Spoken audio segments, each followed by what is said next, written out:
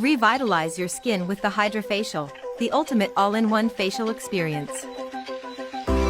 In just one session, cleanse, exfoliate, extract, and hydrate for a radiant, refreshed complexion. It's a powerhouse for skin renewal, painlessly extracts impurities, and provides intense hydration. Suitable for all skin types, with instant, customizable results, no downtime, just a radiant you. Book now or visit a branch nearby.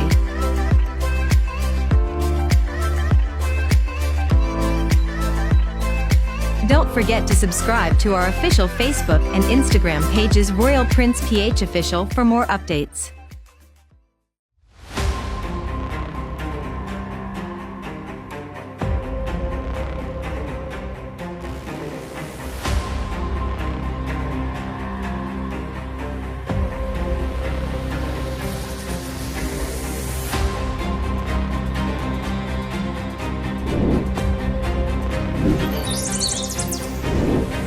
In this luxurious resort hotel at Batangas.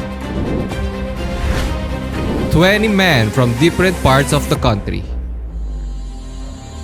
For 10 days, we will witness the candidates' unguarded moments, their real behavior, what pushes them to their limits. To become the winner, who takes it all. 150,000 cash. 50,000 worth of shopping spree. 100,000 worth of surgery enhancement. A brand new ATV quad-core bike. An all-expense paid trip to Thailand to compete in an international pageant.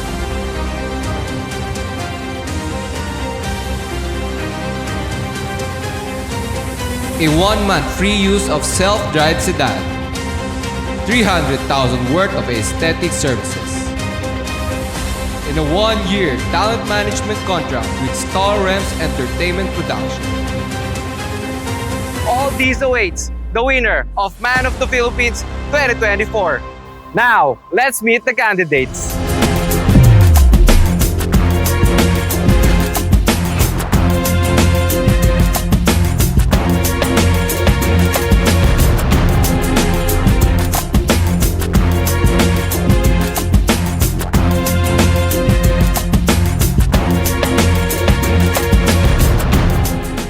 Hi, I'm Sharwin Nafil, 23, your Man of the Philippines, Cebu City. My friends call me Shar, while my family calls me Chikoy. On top of that, I stand 6'1" and a graduate student of Bachelor of Science in Marine Transportation of University of Visayas. I frequently go to the gym on my free time and play basketball with my friends and co-models in Cebu. So I would like to encourage you to join my calisthenics program and CrossFit. It's master your own body weights. It's easier to lift your own body than lifting some weights. Mahilig ako mag-freediving kasi marami akong mga friends na nag-influence sa akin na mag-freediving at doon kami nag-freedive sa southern part of Cebu. For example, Oslob.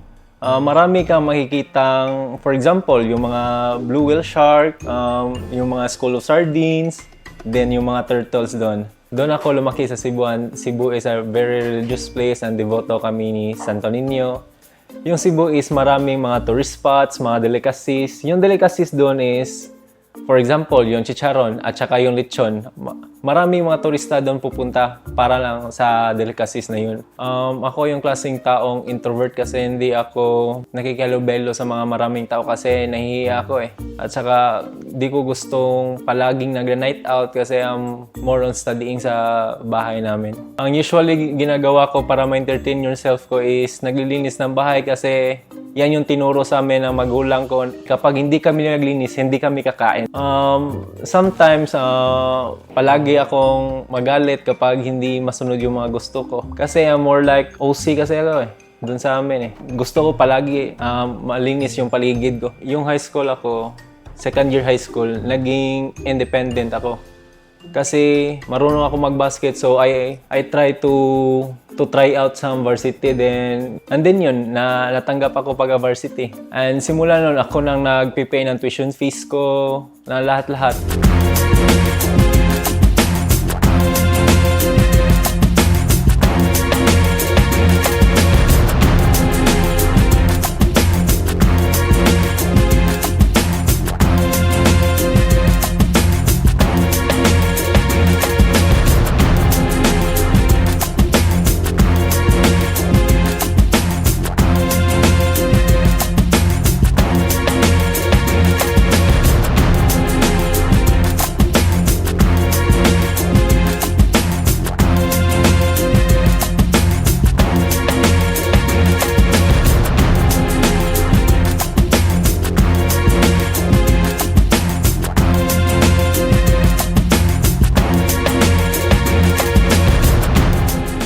I'm Fritz Andrew David, man of the Philippines, Magalang, Pampanga.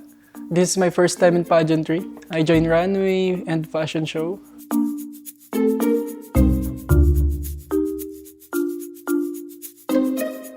Laking lolo't lola din po ako. I'm Lola's boy. So yun po, nag-start po yun nung I think 14 years old or 13. So, sumasama po ako sa lolo ko na pag may kinokontrata po sila, then isasama po nila ako at doon din po ako natutong gumawa ng kisame, maging tubero, maging electrician. So, ginagawa ko po yung pagko-construction before para matustusan din yung pangangailangan ko. Yung mga baon ko po ay sa akin na nanggagaling. Doon na po ako pumasok bilang construction, nagtinda ng ice candy, nagbantay ng toll gate. At yun po, nakikilaban din po ako basketball sa barangay namin before. So, ang position ko po sa basketball is center. Sumali din po ako sa Intertown na nakasali din po ako sa Mythical 5 ng Intertown at saka Interbarangay. So, hindi lang po yun. At naging sports ko din po ay ang Taekwondo, which is nung elementary po ako, lumaban din po ako doon. Meron pa po, nung tumuntong naman po ako ng high school is pinasukan ko is badminton. So, mapapansin nyo po, puro sports po yung kinukwento ko ngayon kasi isa po ako sporty na bata. No?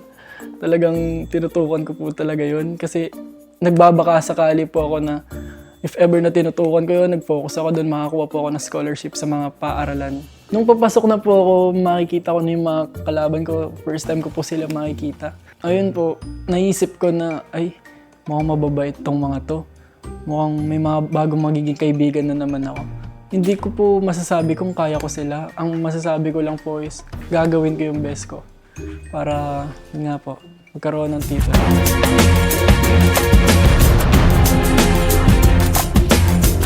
Yo. Oy, bro. Anong province ka, bro? Ano? Anong province ka? Cebu? Ikaw, bro? Saan ako, bro? Mag-ano? Nakita ko si Fritz, napawawa ko sa kanya kasi matangkad pa ng bata na eh. Nagupuan po ako sa kanya na which is parang joke lang. Parang nababadig na po ako sa kanya.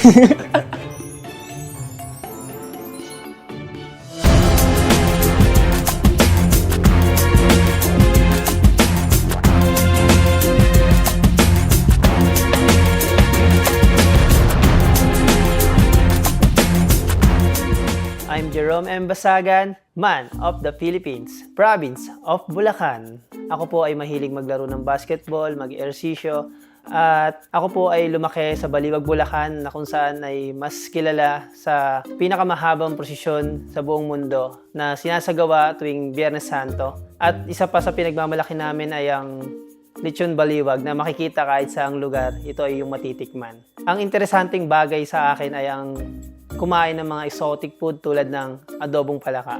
Una akong nagkaroon ng interest sa mga exotic food. Simula nung bata ako na 8 years old ako. Nung natikman ko yung luto ng lola ko na adobong palaka na inuhuli namin sa bukid, para siya lang ding laman ng karne ng manok na mas masarap pa, lalo na kapag adobo yung tuyot na tuyo tapos may sili. Bago po ako pumasok sa Man of the Philippines, nagtatrabaho po ako sa isang company ng mga aircon, rep, washing, na as a sales marketing po, na nagtuturo sa mga bagong aplikante na gustong matuto ng mga products na TV, rep, washing, and more on ano po sa amin is North po, ako pinapapunta. Nasali ako sa Man of the Philippines dahil sa mga kaibigan ko lang din na dapat po sasali ako ng Malolos Santor pero ako po ay nag-back out kasi nagkaroon ng conflict dun sa pageant na sinasalihan namin. So nag-decide na ako na magtrabaho ng mas malayo. Kasi nung time po na to is nagpapagawa ako ng bahay ko. Tinawagan po ako sa Ginoo at Binibining Bulacan. Then, November 23, nag-screening ako. Galing ako ng Pangasinan. Nag-title po ako sa Man of the Philippines, Bulacan. At ito na po yung naging way ko para makapasok dito sa national competition, which is Man of the Philippines na po.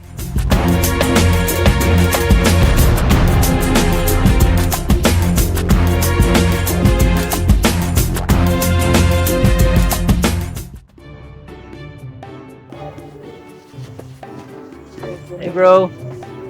Kamusta?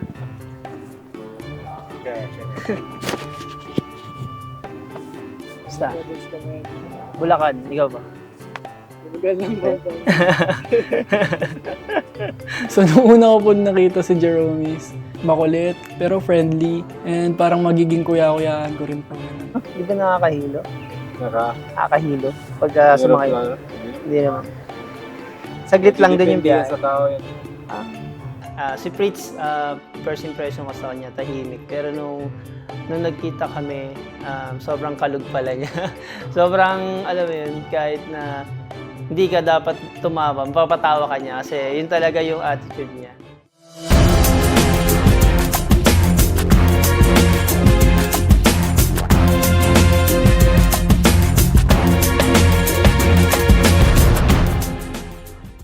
Hello, I'm Lance Abinido, Man of the Philippines, Laguna. I'm 22 years of age.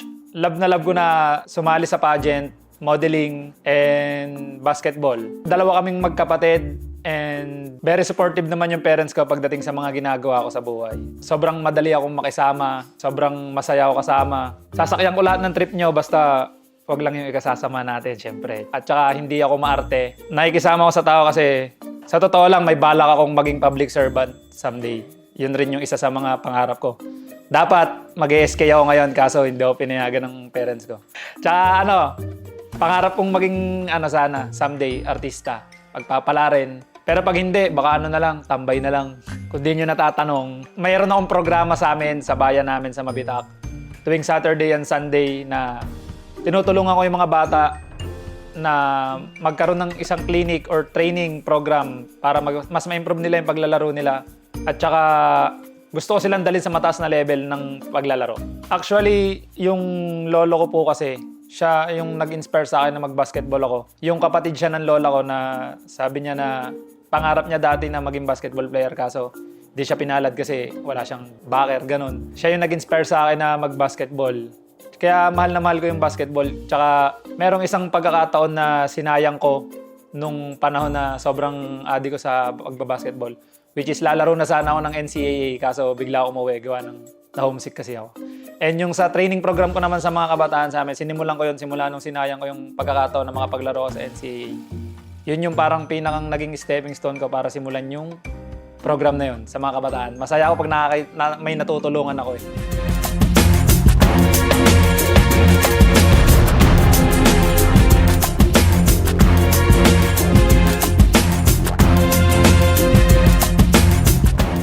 What's up, bro? Lance from Laguna Province. Lance from Laguna. Siya si Bulacan.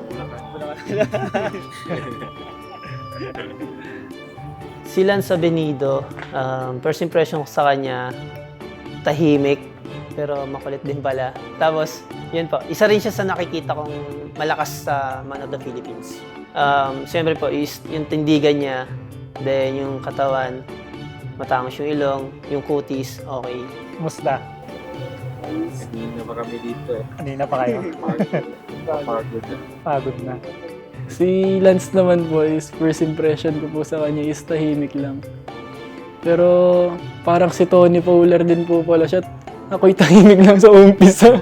Tapos, ayun po. Ayun, tinawag po niya akong SK.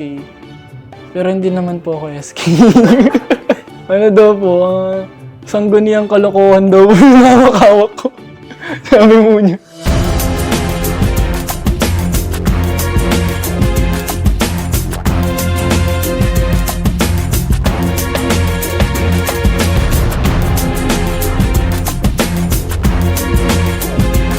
Hi everyone, I'm Aljay Dado, man of the Philippines representing Olongapo City. I'm currently a student studying business and management, and something about me is that I like to always be active throughout the day, so every single day I try to do something productive, read some books, work out, walk around the city, and just try every single day to be better than yesterday.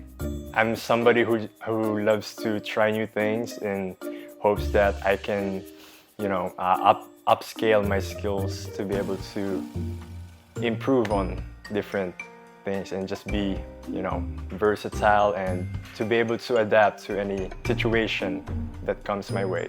So if I would recommend a book, the one that I'm currently reading, which I'm not even halfway, is Mastery by Robert Greene. In just the introduction in and of itself, I was already amazed. If you want to learn your potential, how to unlock your potential and to be able to achieve mastery with every skill that you want, whether it be like sports, whether you want to master financial skills and stuff like that, then I fully recommend Mastery by Robert Greene. I decided to join Man of the Philippines because I was presented the opportunity. I have a friend in Manila and she shared with me the Man of the Philippines, the post of the grand winner takes it all, and I was really curious and I wanted to join it to be able to test my skills, to be able to meet new people, of course, expand my connections, and to be able to represent my hometown, Olongapo City.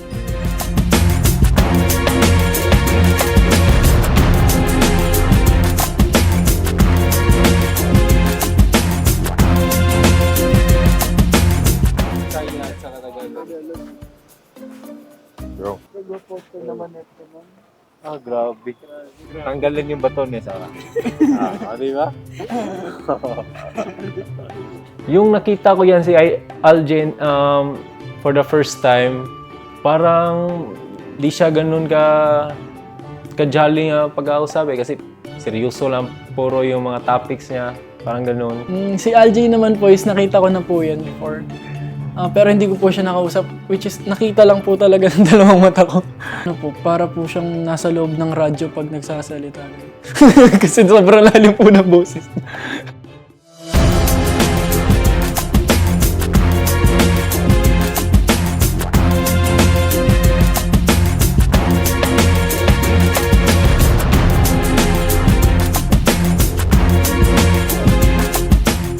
Hi everyone, I am Javin Kleinheinar, man of the Philippines, Parañaque City. I am a licensed medical technologist and currently working under the Department of Health, Metro Manila. We are 4 siblings. I am the eldest. I consider myself as a breadwinner. I am sending my 2 brothers in school. Yung isang kapatid ko nasa Cebu, nag-OJT, and finally, he's graduating soon. And yung isa is grade 5. Para ko na siyang baby. Maybe because of our gap sa edad. And my personality, sabi ng iba, is snubber. Pero once na nakausap na nila ako, loko-loko pala to. And yun nga, sinabi ko na personality ko is jolly. Kaya I'm easy to be with. Ganyan. Kaya marami ding natuto ang tao sa akin. I love traveling. I love dancing, singing. Those are my talents. And syempre, as a healthcare provider, natuto din ako kung paano humawak ng iba't ibang personality ng tao. Dito, matitest kung gaano ka pasensya. Syempre, mararamdaman mo ang mga iba't iba nilang emosyon na pati ikaw nadadamay na rin. And now, as a man of the Philippines, I am able to use my profession sa advocacy ako, which is health and wellness. I visit barangays, different places with my team to provide education, to advocate resources that will contribute to the overall health of every individual.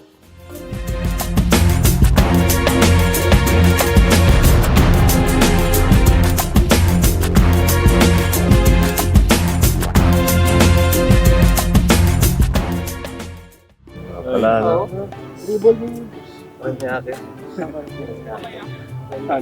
Gusto ko niya papakalin.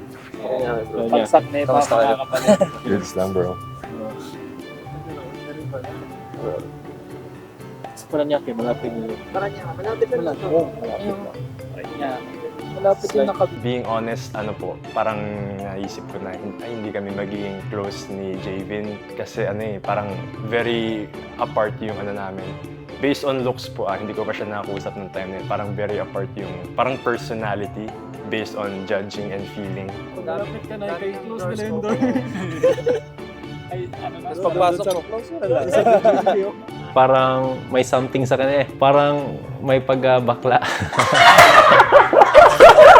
Hindi naman ako homophobic sa mga tao. Kasi dahil yan yung always makatrabaho ko if magmo-modeling ako sa Cebu.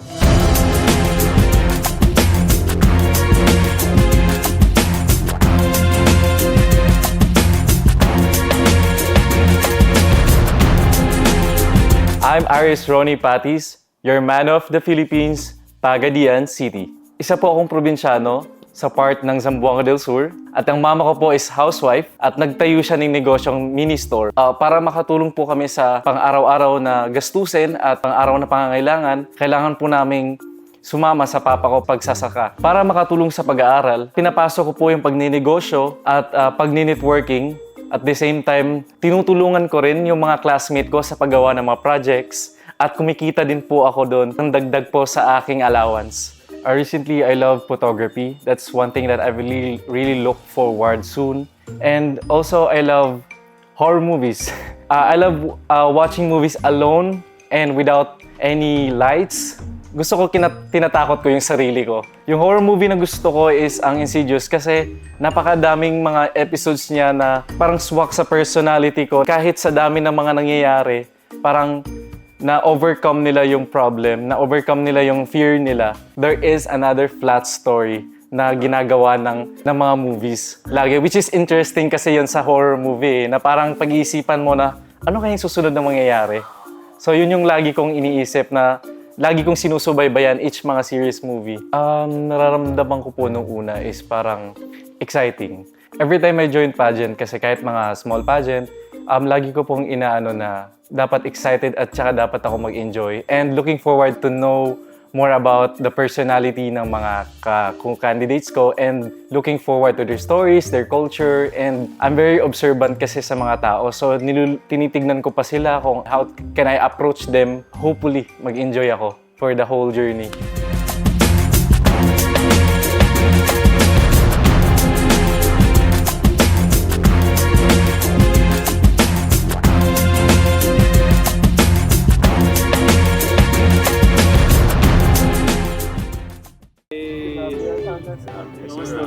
Astiga, parang Robin Padilla.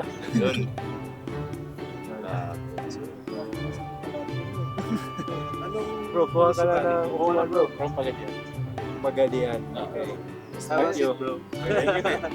Si Aris, nakita ko rin siya sa FB eh. Nakita ko rin siya sa FB kasi parang ang dami naming mutual.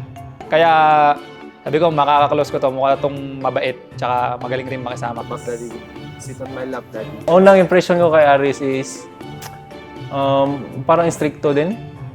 Hindi naman siya ganun ka-stricto. Me and Aris have already been, we've already known each other, may pagkakasama na rin po. So, first impression, we're good naman. Siya yung una kong nakausap din po. And parang nag-link up yung two friends na matagal na hindi nakita.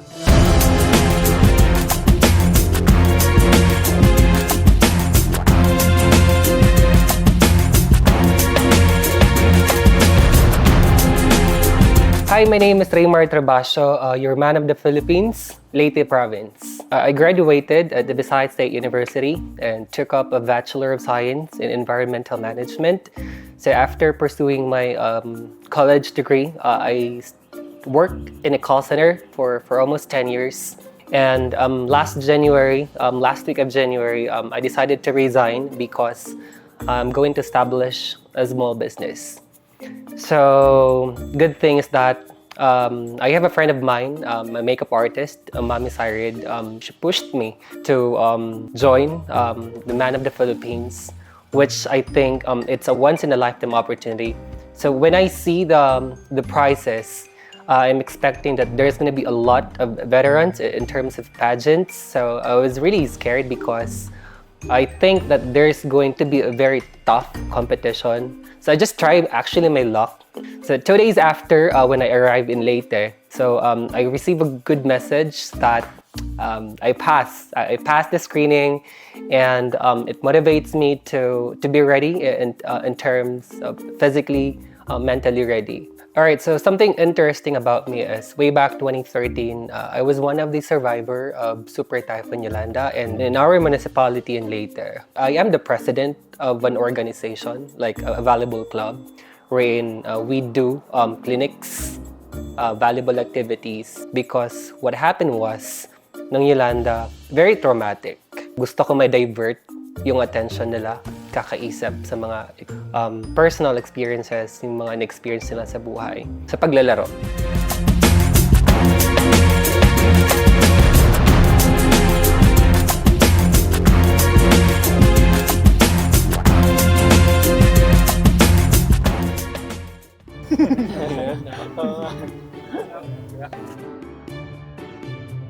Mustaya. Yeah, Mustaya. Ano mo, bro?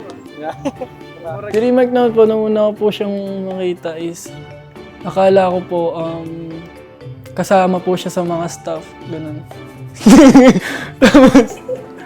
Tapos ayun po. Nagulat po ako nung kasali po pala siya doon. Scheming. Ayun, nagpa-budget ka talaga. Nagkataon birthday ko ngayon. Pang ilang budget? Happy birthday, grabe. Birthday mo pala. Birthday bro. Una si Raymart, magaling siya sa English eh. Siguro doon ako na ano sa kanya, okay, ang galing niya ng English. Tapos ang ganyan ng ngipin niya. Nainggit ako.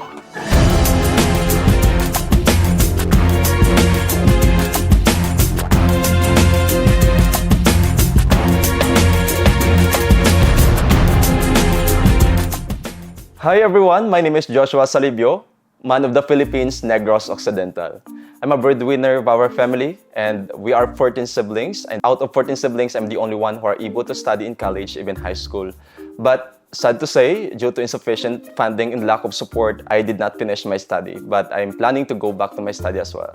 I'm a beggar before for 3 months, living in the street, and that's something that you should know about me. I do modeling and acting as well. And I do hosting. Mahilig ako mag-landscaping. Dati po ako nananalo sa mga regional landscaping, and the reason kung bakit nakahiligan ko landscaping because lumaki po ako sa probinsya, lumaki po ako sa malalayong lugar. And mahilig na talaga ako magtanim. Sa bahay namin, mahilig ako mag-beautify ng aming bahay, like magtanim ng mga bulaklak. Kasi para sa amin sa probinsyano, parang kahit pangit lang yung bahay mo, basta maraming bulaklak, maganda na yung tingnan. Sa school before, kinuha ko ng principal namin na mag-represent ng school namin sa division, then I won. So after that, napagkitaan ko siya kasi maraming nakakilala sa akin kasi nagkaroon ako ng tarpaulin at nakilala ako sa school as a Supreme Student Government President of our school. So parang nakilala talaga ako at maraming nag-refer na si Joshua ganito, magaling to siya mag-ano. So yun yung pagkikitaan ko. To support my study, when I was studying in college, dati po akong nagbebenta ng bra at nagbebenta ako ng mga like foods sa school. Actually, before pa lang talaga, nung nakapanood kami ng TV sa kapitbahay namin, sabi ko sa sarili ko before, pag makaapak lang ako ng Manila, hindi ko sasayangin yung pagkakataon na makikita ako sa TV. Kasi acting is my thing before. Gusto ko talaga maging artista. Nakikita ko kasi sa TV, ang gaganda ng mga artista, ang ano nila, like, alam mo yun. Tapos na-inspired ako na gusto kong mag-artista. Ito yung gusto kong tatahakin.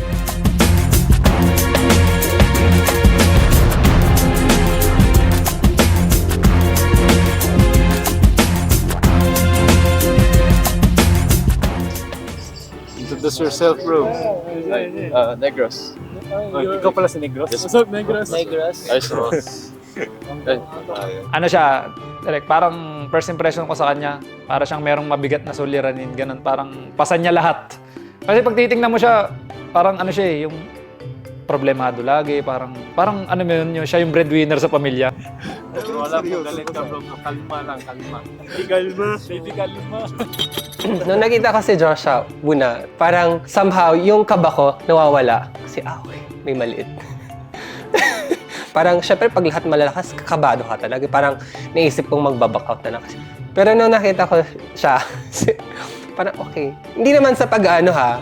Kasi syempre, tipong kaya naman sumabay. So, ayun. Next on Man of the Philippines 2024. Bato-bato talaga siya. Like, yung tipo, parang palala nung palala. Kasi malakas siya. Malaki talaga yung katawan niya, tapos parang seryosong tao talaga siya. Kumusta kayong lahat? Walang energy. Gusto ko may energy.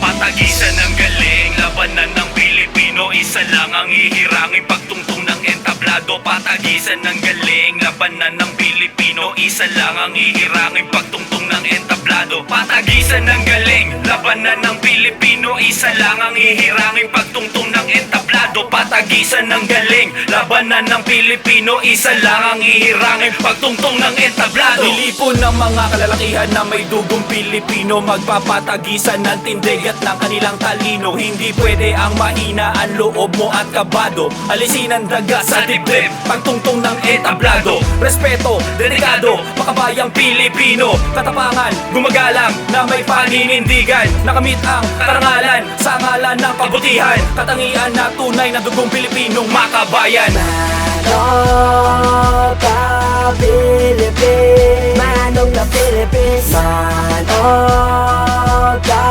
Philippines, man of the Philippines, man of the Philippines, man of the Philippines, man of the Philippines, man of the Philippines. Kami isang Pilipinong isinilang na may bakas at may dugong nananalaytay ng mga malalakas. Buong pulo ng Pilipinas ay aming ipaglalaban hanggang sa mga dugo'y pumatak. At pagwakas lahi namin kayo maging hindi basta nagpapatapak.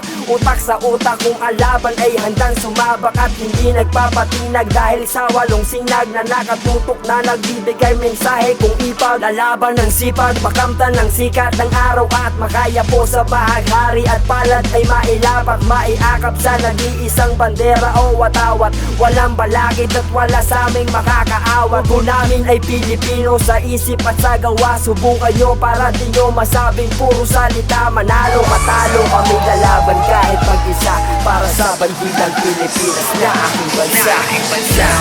Man of the Philippines, man of the Philippines, man of the Philippines, man of the Philippines, man of the Philippines, man of the Philippines, man of the Philippines. Cagayan Valley, Ilocos, Cordillera, Central Luzon, Mimaropa, Bicol, NCR, Calabarzon. Mula Luzon hanggang Visayas at sa Mindanao, sabay-sabay tayo at atin ang isisigaw. Calabarzon, Cavite, Laguna, Batangas at Rizal, Abra, Baguio, Mount Province, Lawag, La Union, Bataan, Rosales, Isabela, Nueva Vizcaya, Pangasinan, Morac, San Fernando, Zambales, Naga, Bicol at Taclan, Sablayan, Angeles, Tarlac, Nueva Ecija, Santiago, Olongapo, Tarlac, Pampanga, Cebu, Cotabato, Navotas, Makati, Sablayan, Agusan del Norte, Iligan, Camarines Sur, Camarines Norte, Mandaue, Quezon City, Subic, Pasig City at sa Surigao. Kami ay iisa, Luzon, Visayas at sa Mindanao. Mula pa sa Timog, Silangan, Hilaga hanggang Kanluran, isa lang ang hihirangi at siyang tatawagin natin na Man of the Philippines, man of the Philippines, man of the Philippines, man of the Philippines, man of the Philippines, man of the Philippines, man of the Philippines, man of the Philippines. Patagisan ng galing, laban na siyang Pilipino, isa lang ang hihirangin pagtungtong ng entablado. Patagisan ng galing, labanan ng Pilipino. Isa lang ang ihirangin pagtungtong ng entablado. Patagisan ng galing, labanan ng Pilipino. Isa lang ang ihirangin pagtungtong ng entablado. Patagisan ng galing, labanan ng Pilipino. Isa lang ang ihirangin pagtungtong ng entablado.